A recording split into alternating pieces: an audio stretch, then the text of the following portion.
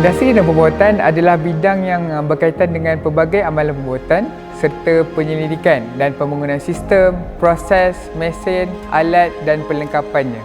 Teknik pembuatan berkaitan dengan mesin yang menukarkan satu bahan mentah menjadi produk yang baru. Di sini saya belajar pelbagai pengetahuan penting untuk dipraktikkan di industri seperti reka bentuk, proses, mekatronik dan juga penyelidikan bahan. Bila saya belajar dalam program-program ni, saya mengetahui cara untuk mengoptimasi sesuatu bahan dan pembuatan menjadi lebih efisien, lebih-lebih lagi untuk pasaran masa kini. Antara pengalaman yang saya peroleh apabila saya menyambung pengajian di UTeM ini adalah menyertai program yang berunsurkan teknikal dan inovasi, sukan, kesukarelawanan, kerohanian serta kepimpinan. Saya juga berpeluang untuk menganjurkan program yang berunsurkan akademik malah ko-kurikulum tambahan lain.